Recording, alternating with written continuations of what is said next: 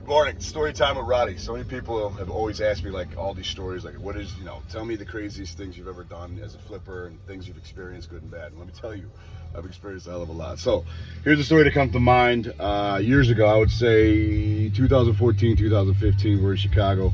My crews are working on the south side. I want to say, God, I can't remember. Blue Island. I mean, I don't know where we were, but we were around like Lawndale. Like we're all down in that area. And crews they already been there working all day. I had to go meet them, check on progress, do the whole thing, and obviously quality control it, get ready for a draw, blah. I remember getting down there and I couldn't find parking on the street, so I had to park down the block. So I parked on the block and I get out of the car. I'm walking back this way towards the house. I got to walk 2 blocks back towards the house. And I remember there's this young kid that kind of walks by me. There's nobody else on the street. It's just me walking towards the house and him coming this way. And he's looking at me all hard, whatever. He had to be like 15, 16. At that time, what am I, 35, 34? Was this 10 years ago? So, no, actually I was 33. God, I can't even add. Too early. But yeah, so I was in my early 30s. Anyway, this kid walks by me. He's mean mugging him. I'm mean mugging him back. I don't give a shit. Like, what are we doing here? We're on a street, whatever. So, kid walks by me, long story, whatever. Get to the house, and I realize the front door is open. When the front door is open, that's usually a problem. So I always tell the crews, always lock the front door. We don't want inspectors coming in, but more importantly, we don't want any riffraff coming in. I open the door, I see the door open, and I walk up, and I see a total mess. I see paint cans. I see like the paint brushes. I see everything kicked over. I see the ladder on the floor. It looked like tools were thrown around, or it just looked like it actually looked like there was a fight. So I'm like looking around, so I'm calling up for the names, right? These are one of my Polish crews. And I'm calling their names. I'm like looking for them. I can't find them. I go upstairs. I look around. I still can't find them. And with that said, I'm like, oh shit. So back, these types of houses are very long. So when you walk in the front door, you're literally walking in the living room, then there's the dining room, then there's the kitchen, then there's the back door, then there's the porch, then there's the garage detached, and then an alley, right? So I'm like, where the fuck are these guys?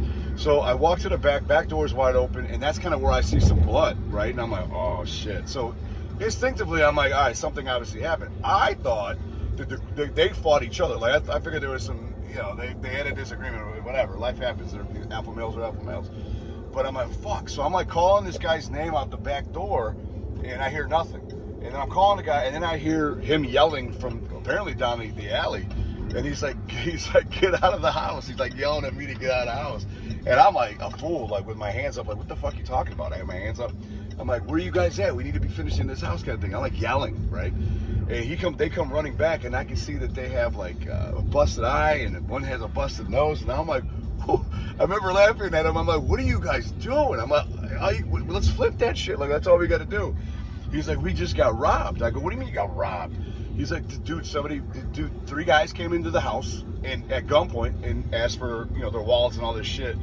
And I laugh because, it is what it is. And I'm like, so what you're trying to tell me is that you guys got broken into, you let the people in and you got robbed and you ran? I'm like, I'm so confused trying to put the story together.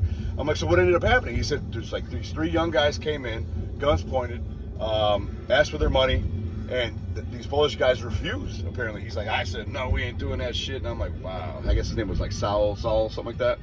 And Saul's a pretty cool dude. He's a thick guy, but he has a strong accent and, that Polish pride. I get all that. And I guess he stood up to the guy, and they all got into a squabble.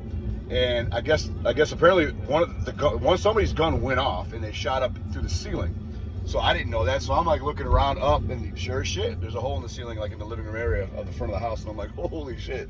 And I'm like, so what happened? I'm like, dude, so why he's telling me this, I'm like, we got to close these doors. So I'm closing the doors. And I'm like, we got to lock it. So then he's still telling me this story, and I'm thinking, man, I don't know about all this. And I'm looking out the window, kind of like seeing like, well, where did they go? And the guy's like, they ran out the front door and they went to the right. Well, that's the direction I was walking. And I'm like, well, what was he wearing? And he describes him. I'm like, that's one of the kids that walked by me who was mean mugging me. That kid had no idea I was going to the house he just robbed. And that's actually my crew.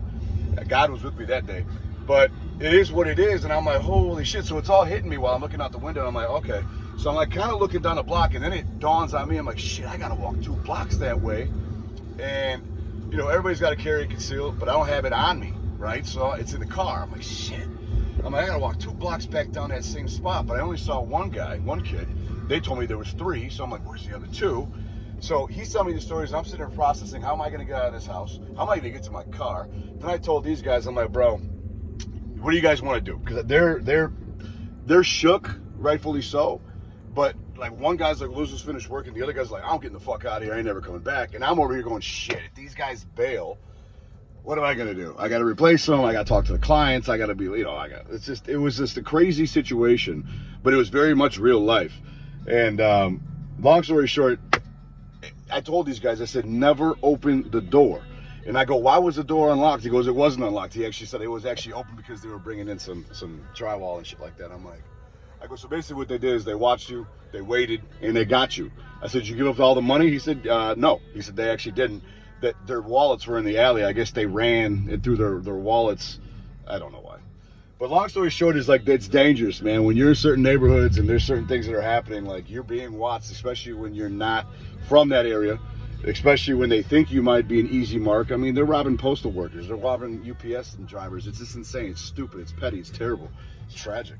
But yeah, I mean, that's just one story of violence, not random acts of violence, right?